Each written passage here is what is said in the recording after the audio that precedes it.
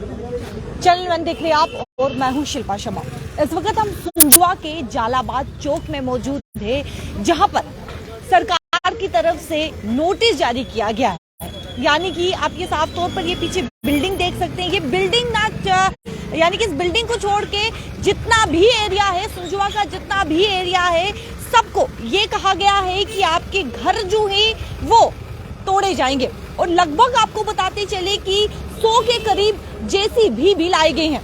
अब इन लोगों का क्या, आखिरकार ये लोग कहाँ जाएंगे, कहाँ रहेंगे? जहाँ पे सरकार की तरफ से ऐसे फरमान निकाले जाते हैं, जारी किए जाते हैं, तो आखिरकार सरकार जिस तरीके से ये फरमान निकाल रही है, जारी कर रही है कि घर तोड़े जाएंगे, स्टेट लाइन के तहत जितने भी घर हैं उन सब घरों को तोड़ा जाएगा, तो लोगों का क्या, वो लोग घर से बेघर हो जाएंगे, आखिरकार वो लोग कहाँ जाएंगे? और इस वक्त हमारे साथ मौजूद है बात करने के लिए यहीं के निवासी हैं। सर, क्या कहना चाहेंगे इस वक्त सुंजुआ में लोगों में किस प्रकार का डर जो है वो बन पड़ा है?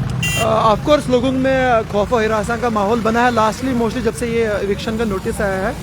और मैं यकीनन बताऊंगा लास्ट 45 डेज से कॉमन मासेस जो यहाँ के हैं, जो मोस्टली चाहे कहीं के बेडोड़ा किश्तवाड़ के पीर पंजाल से लोग जो सेटल्ड हैं लास्ट 30-40 ईयर से, काफ़ी डरे हुए। और रियलिटी में है कि आप एक रेजिडेंशियल ब्लॉक एरिया में जब रहते हैं, आप अपनी इन्वेस्टमेंट पूरी जो अर्निंग है आप थ्रू एम्प्लॉयमेंट जोन या लोन लोग यहाँ पे स्टेबल हुए हैं। 90s के जो माहौल के बाद जो यहाँ लोग यहाँ पे सेटल आउट हुए थे, मिलिटेंसी हिट एरिया चाहे वो चनाबेली में था, चाहे पीर पंजाल में थे या कश्मीर से, वो लोग जब यहाँ सेटल्ड थे, अपनी अब उनकी जो चाइल्ड केयर आउट बच्चे हैं जो फ्यूचर को लेके प्रोग्रेस कर रहे हैं, अपनी स्टडीज़ को लेके, अपने एजुकेशन सेक्टर के फ्यूचर को बनाने के लिए, और बीच में यहाँ पे गवर्नमेंट का एक नोटिस आता है एक डिस्टर्ब एरिया को, यानी वहाँ के एक नॉर्मलेंसी को खत्म करने के लिए, तो लोगों में तो डर और हिरासा तो होगा ही होगा।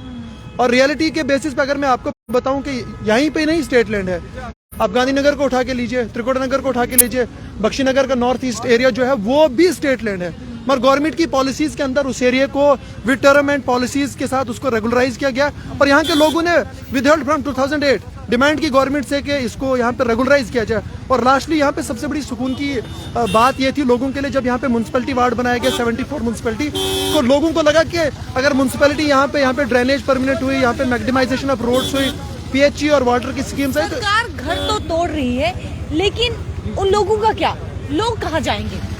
ये तो गवर्नमेंट को सोचना चाहिए कि लोगों को आप स्टेबल करना चाहते हैं। और जो हमारी वेलफेयर स्टेट है, जो जिसका बार बार मुद्दा उठाते हैं पार्लियामेंट से लेके स्टेट असेंबली तक, क्या वेलफेयर स्टेट में लोगों को स्टेबलाइज करना चाहते हैं, उनको यानी एक परमानेंसी ऑफ रेजिडेंस देना चाहते हैं? तो यहाँ पे वेलफेयर स्टेट की जगह अगर लोगों के घर तोड़े जा रहे हैं, लोगों के सर के ऊपर की छत छीन रहे हैं, तो आप प्रॉस्पर नेशन कहाँ से बनेंगे? एक तरफ से आप यूएन के चार्टर को दिखाते हैं कि India is going to be progressive, आप लोगों को प्रोग्रेसिव और डेवलप देखना चाहते हैं, और दूसरी तरफ से आप लोगों के घर छीन रहे हैं। मैं अपनी बात कहूंगा, एक गांव से डोडा किश्तवाड़ से मैं आके यहाँ पे मेरे वालिद साहब ने बैंक से लोन लेके, यानी जो एम्प्लॉयमेंट कोर्स अपना 30-40 लाख रुपए यहाँ पे इन्वेस्ट किया, तब गवर्नमेंट ने यहाँ पे उनको स्टेबल होने के लिए यहाँ पे रेजिडेंशियल प्लॉट जो हमने लिए, क्योंकि हमने इस जमीन पे कब्जा तो नहीं किया है, हमने यहाँ जमीन खरीद के यहाँ पे घर बनाया है, ख्वाब माँ बाप का कि हमें पढ़ाया जाए, हमारे एक ब्राइटर फ्यूचर हो। और ये मुल्क जहाँ डेवलपमेंट की तरफ जा रहा है, आप एक एरिया सेक्शन को टारगेट करके उस एरिया के यानी घरों को तोड़ रहे हैं, वहाँ के एम्प्लॉयमेंट जो चैन है, जो दुकानों से लिए जा रहे हैं, लोग कमा रहे हैं। वैसे भी आपको इंडिया का पता है 70+ हमारा एम्प्लॉयमेंट रेट चल रहा है, अनएम्प्लॉयमेंट का। तब इस दौर में आके लोगों को टेंस कर रहे हैं, आपके घरों को उड़ाया जाएगा, आपको यहाँ से भगाया जाएगा, तो सरकार को इसके ऊपर लगता है कि सरकार को एक दूसरा रास्ता जो है वो अपनाना चाहिए, घरों को ना तोड़ते हुए कोई ऐसा दूसरा रास्ता जो है वो निकालना चाहिए। एग्जैक्टली गवर्नमेंट एलजी सिन्हा के अंडर है, क्योंकि हमारी तो वैसे भी यूटी है, बैड लकली हमारा स्टेटहुड तो नहीं रहा, तो सेंटर की जो पॉलिसीज है रिप्रेजेंटेटिव इस वक्त सेंटर के हमारे पास यूटी में जो है वो एलजी गवर्नर साहब है, तो उनको प्रिंसिपल जो सेक्रेटरी है उनके थ्रू, और जो लोकल रिप्रेजेंटेटिव्स इनके एडमिनिस्ट्रेशन में होते, चाहे वो डीसी साहब है, एसडीएम साहब, तहसीलदार साहब, उनको लोगों को नेगोशिएट करना चाहिए ताकि लोगों की कंडीशन समझनी चाहिए। मैं रियलिटी बताऊं, लास्ट 4-5 डेज से पूरे सुंजुआ भटिंडी के अंदर खौफ और हिरासा का माहौल है। छोटे से छोटा बच्चा रात का भी बाप को पूछ रहा है कि रियलिटी में हमारे घर गिराए जाएंगे, तो पूरी सिटी को कवरेज करके यहाँ पे देखना चाहिए। लोग रेसाइड है यहाँ 30-40 ईयर से ही नहीं बल्कि 70 ईयर से, जो यहाँ का लोकल नोमेड है, चौधरी बरादरी जो भी खटाना गुजर बकरवाल है, रियलिटी प्री इंडिपेंडेंस से वो यहाँ पे सेटल्ड है। और लोगों को यहाँ पे पॉलिसी देने का एक ही तरीके लोगों को रेगुलराइज करना चाहा। रियलिटी में जिस तरह त्रिकोटा नगर, गांधीनगर, बख्शीनगर के एरियाज में 10 साल 15-20 साल पहले लोगों ने एक रेवेन्यूअल फीस ली 5,000-4,000 रुपए, जो 50-50 रुपए मरला भी कुछ जगहों पे जमीनें दी गई हैं। तो लोगों को यहाँ के लिए भी इंडिस्पेंसेबल, यहाँ की इकोनॉमी बूस्ट करने के लिए, लोगों को यहाँ के स्टेबलाइज करने के लिए, रेगुलराइज करने के लिए फी लेना चाहिए और लोगों को यहाँ पे हुकूक देने चाहिए। इतनी मेहनत करके खून पसीना बहा के घर खड़ा करना, मकान बनाना और उसी मकान को तोड़ देना, किस प्रकार का ये फरमान है? ऐसा नहीं होना चाहिए था। लोगों ने बड़ी मुश्किल से, गरीब लोगों ने बड़ा 2-2, 4-4 मरले मकान बनाए हैं और बड़ी मुश्किल से अपनी पढ़ाई के लिए बनवाए हैं। और किसी का यही इतना ही है, मतलब जरिया यही है। अगर इसको तोड़ा जाए तो बड़ा मुश्किल है। लोगों में किस प्रकार का डर जो है, वो डर का माहौल, डर खौफ हो गया है कि इस गवर्नमेंट से खौफ हो गया है कि शाम को भी खतरा है, रात को भी खतरा है, सुबह भी खतरा है, किस टाइम हमारे मकान तोड़े जाएंगे। और इसी से हम एडमिनिस्ट्रेशन से इंतजार करते हैं कि हमारे मकान ना तोड़े जाए।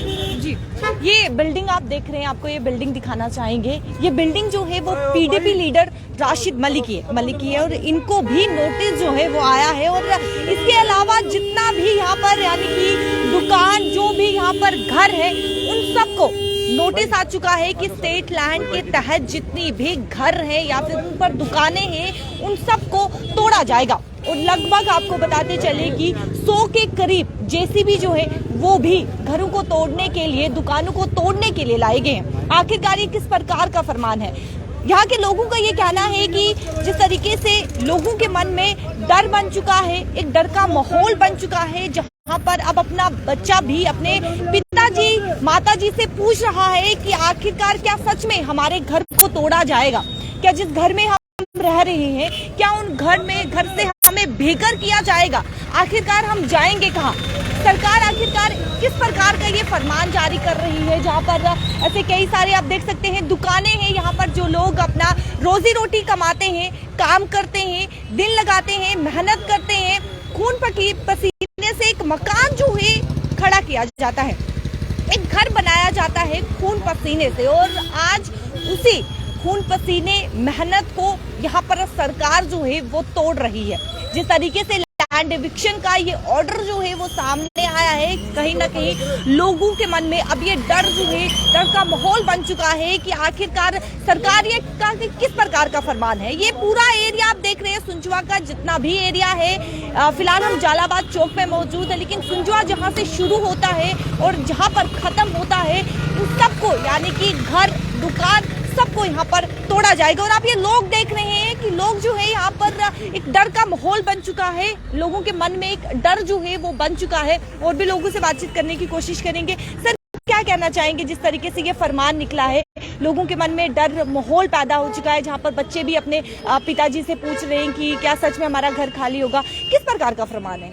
ऐसा कुछ नहीं है, जैसा कि कल डीसी मैम ने कहा है कि किसी का घर नहीं तोड़ा जाएगा, रेजिडेंशियल लोग, ऐसा कुछ भी नहीं। और आप भी मीडिया से तो आप बताइए क्या कोई ऑफिस आप ये घर को दिखा रहे हैं, ये कोई पीडीपी ऑफिस नहीं है, कोई कुछ नहीं है, एक रेजिडेंशियल है। तो इसी तरह सारे ही हम यहाँ पे रहते हैं, किसी का एक घर कमरा होगा, किसी डीसी की तरफ से आश्वासन दिया गया है। हाँ, डीसी मैम की तरफ से आश्वासन दिया गया कि ऐसा कुछ भी नहीं होगा। जी, क्या लगता है आपको कि जिस तरीके से आश्वासन मिला है, क्या उस पर अमल किया जाएगा?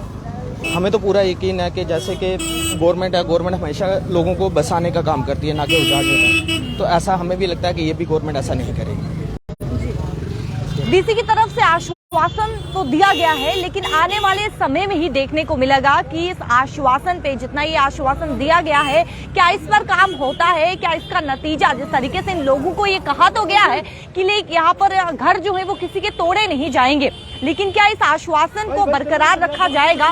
क्या जिस तरीके से आश्वासन दिया गया है, क्या ये आश्वासन, वादा जो है, क्या वो निभाया जाएगा या नहीं निभाया जाएगा? वहीं पर इन व्यक्ति ने सवाल यहाँ पर खड़ा किया है कि ये कोई पीडीपी ऑफिस नहीं है, रेजिडेंशियल हाउस है। हम आपको बताते चले कि ये पीडीपी लीडर राशिद मलिक का ये घर है, जहां पर वो रहते हैं। इनको भी नोटिस जो है वो जारी किया गया है। और यहाँ पर जितने भी लोग हैं, यानी कि जितने भी यहाँ पर घर मौजूद है, जितने भी दुकानें मौजूद है, सबके घर, दुकान जो है वो तोड़ने का आदेश जारी किया गया है। लेकिन अब एक और यहाँ पर बात जो है वो सामने आ रही है कि डीसी की तरफ से यहाँ पर ये भी कहा गया, आश्वासन दिया गया है कि आपके घर, आपकी दुकानें नहीं तोड़ी जाएंगी। लेकिन अब वो आने वाले समय में ही देखने को मिलेगा क्या ऐसा होगा या नहीं होगा। और साथ में एक सवाल भी खड़ा उठता है, 100 के करीब जेसीबी मंगवाए गए हैं। आखिरकार अगर आश्वासन दिया गया है तो फिर 100 के करीब जो जेसीबी मंगवाए हैं आखिरकार वो क्यों मंगवाए हैं, ये सवाल जो है यहाँ पर बड़ा खड़ा होता है। इसको लेकर आपकी क्या कुछ राय है, अपनी राय कमेंट सेक्शन पर जरूर रखेगा। कैमरा पर्सन राकेश के साथ शिल्पा शर्मा, जम्मू।